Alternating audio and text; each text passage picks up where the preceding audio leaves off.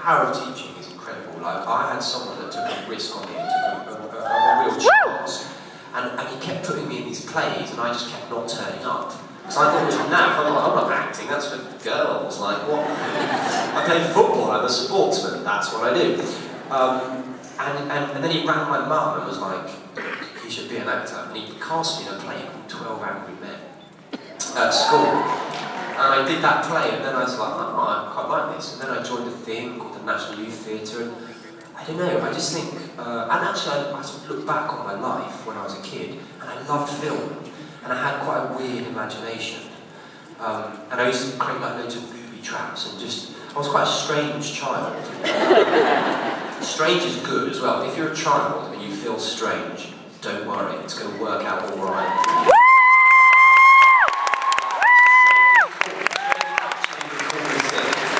And yeah, and so I just sort of, I quite liked, you know, messing around in my imagination. It's cool. Cool, good question, thank you. Good question. I have something else to say. Good. Okay.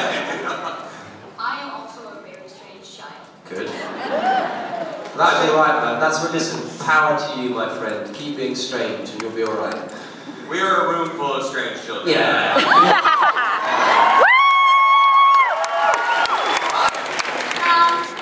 Why do you like badgers so much? Oh. Yeah! But, I mean, it's a good question, but it's frankly a silly question. What is not to like about the badger? It's a classic. It's classically, it's sort of a slightly aggressive, friendly, strange woodland animal. The llama, another winner, another complete winner. The thing about llamas are, they're there, and they're like, sort of standing there, being a llama, and then the whole time they're going, I'm a llama. I think I'm a llama. I love it. I'm definitely an llama. I am a llama. I just think they're kind of, I don't know, I just like badgers. I had no idea why. I mean, I don't want to disagree, but may I submit a platypus? Oh, classic. The platypus. Duck-billed mammal. Yeah, I know. The puffin. What a bird. Oh, yeah. Yeah. And emu. I think Yeah. Yeah. You all have great animal ideas, right? Yeah, exactly. It's, yeah. Deep philosophical questions. Yeah. Hi. Hi, my name is Natalie, and my question is, what was your what was like It's okay, what was Natalie. your experience of Doctor? What was my favourite or my strangest? Just what was his experience of Doctor Who? Oh. Yeah, what was his? Overall, like global, big picture experience. Oh gosh, my experience of Doctor Who was, well, the thing is, the truth of the matter is that you wake up every day and you just work really, really, really hard. Like, I rang Jenna yesterday to catch up. I'm like, I left a really horrible message, being like, yeah, hi, it's me. I know you're cheating on me. I hope it's going really well. I'm sure it's really nice. Great, I hope it's going good. I'm joking, obviously. Sort of. No, I am. And my experience was just one of really hard work, learning loads of lines, but going on sort of adventures in your imagination and in your life that are totally incomparable and totally unique. Like things like this. What the hell is happening? Like, it's a bizarre thing. So it's yeah, it was just, that was groovy, man. It was a groovy ride. Thank you. Hi there. Hi. Hi. I saw Karen's panel last night, and I asked her who's her favorite Doctor, and she said the 11th Doctor. Cool. So, who's your favorite companion?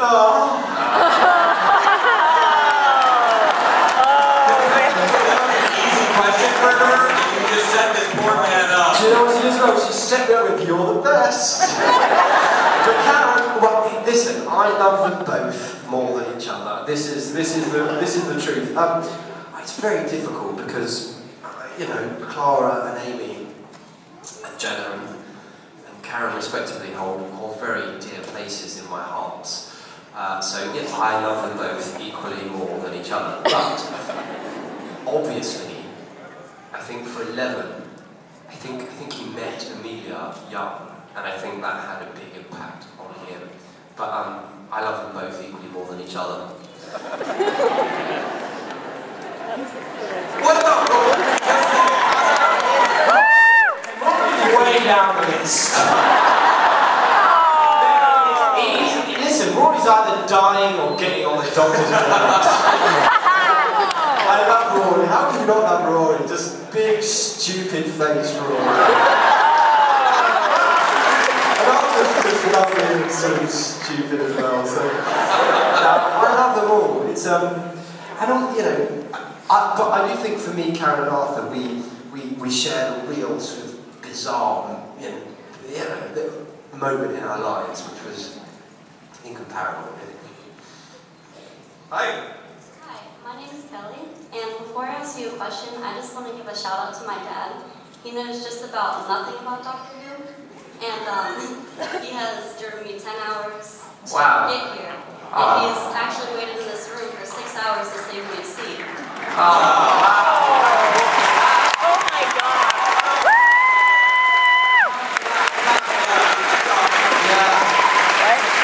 That's what it's all about. And my question was, each Doctor, when they regenerate, they get a new personality. They have a clean slate, and they can pick who they want to be. Who do you want to see Peter Capaldi portrayed as? Do you want to see him like serious or funny? Oh, gosh, I mean, I would never presume Peter's such a consummate, brilliant, inventive actor. I would never presume to sort of understand where he's going to take it. I just know he'll do something really definitive, and he'll be bold, and he'll be really different. And I think that's exactly what the show needs. You know, I think partly that was why it was the right time for me to go. You know, because it needs that sort of regeneration, and I think we're in really good hands. Really good hands. He's going to be great. Yeah. Yeah.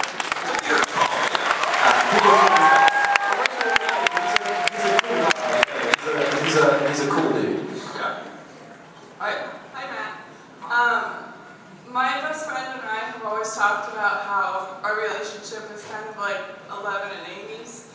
And so every time she's really upset about something, I send her the monologue that you say during the Vincent and the Doctor episode about the good things and bad things. Yeah. So there are good things and there are bad things. Yeah, it's nice, isn't it? It's one of my favorites. But I was wondering, what's your favorite monologue that you've had to say in your... Oh, God, do you know what it is? I think it has to be just because it has to be when I'm talking to all the spaceships. You know, Oh, yes. Because, you know, looking back on it, I was so, and there was a real, like, I think probably some of my best work was in that first season because I was actually taking real risks, and that was a real moment. That was really me going, I don't really understand this part, I'm just going to have a right old go at it.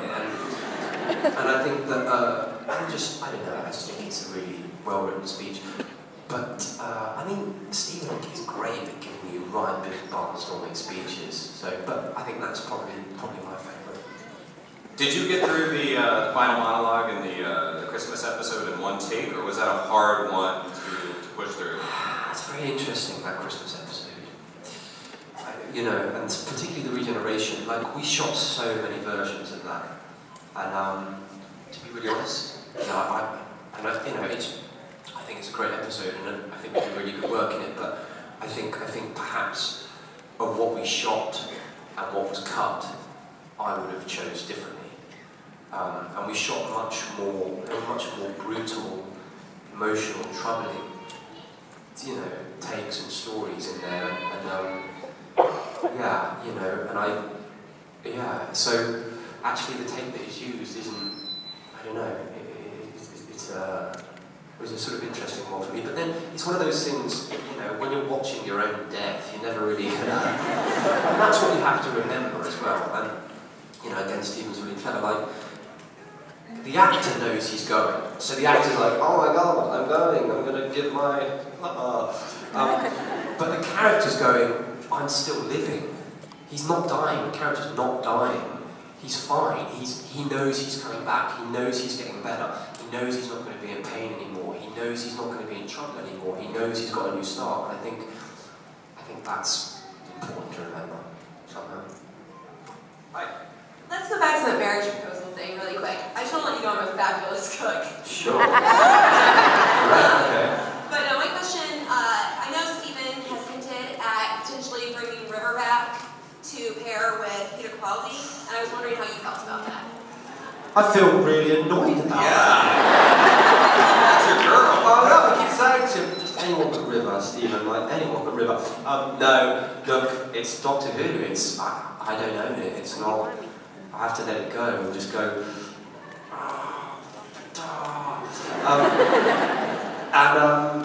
I think they'd be really good together. And it's the Doctor, it's not me, it's the Doctor. So for the Doctor, I think for the fan, and I think for the Doctor, then it's probably a good thing.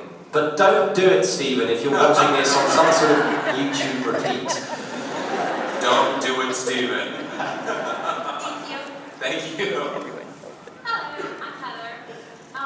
I was wondering, looking back at the beginning of season 5 and comparing it to what the Doctor's like at the end of season 7, there's an obvious change and growth in the character. It's very different. Can you shed some light on the transformation of his character and the processes you went through to change that as an actor? Yeah, well, I mean, that's a really good question. And thank you, A, for noticing that there was a bit of difference. I was really keen that there should be. Yeah, well, you know, I think the Doctor, when he's my Doctor, sort of started out like a newborn lamb, going, I've got limbs, and I don't really understand what they are. And, you know, I think, for me, the really interesting major character point about the Doctor is that if you look at the blood on his hands over the years, I mean, he's killed whole civilizations, empires, you know, beyond empires. He's lost, he's killed many, many innocent people, you know, by the greater good. And I think ultimately which is why I think he's so sort of weird and silly and blah, because if he wasn't like that, then he'd end up, you know, sitting in a dark room and going, what have I done? And so I think that sort of, that burden and living with that burden has to affect any man, and seeing that snap and break. And I think the loss of Amy really screwed him up. Thank you. Thank you. You're brilliant. Oh, thanks. Thanks. Hello. Nice to meet you.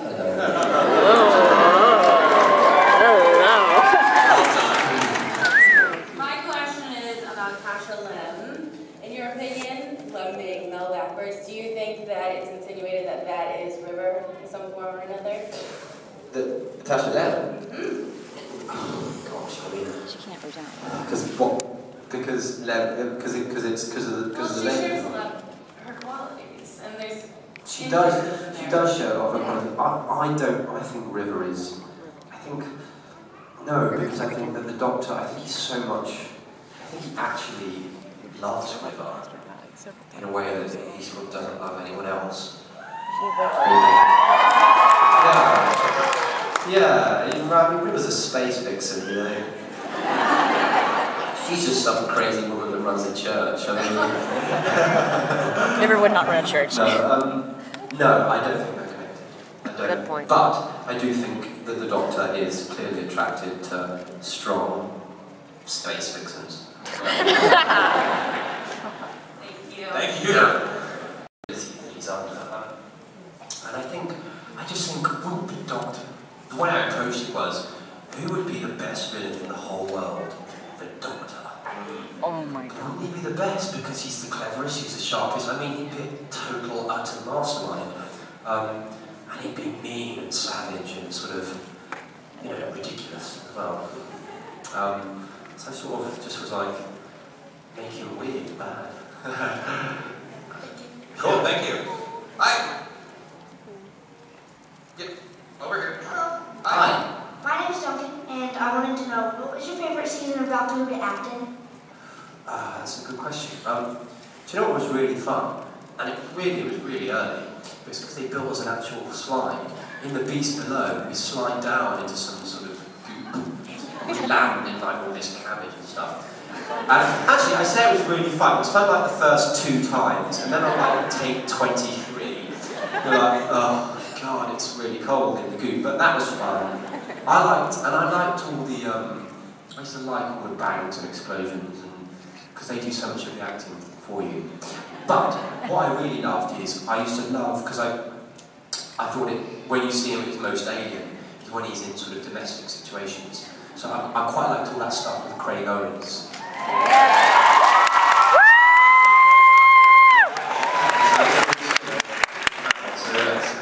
Cool.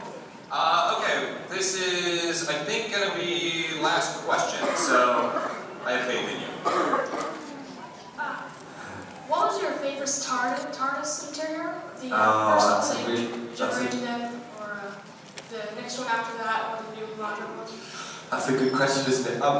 God, I'm going to be really controversial here, but I like my first one.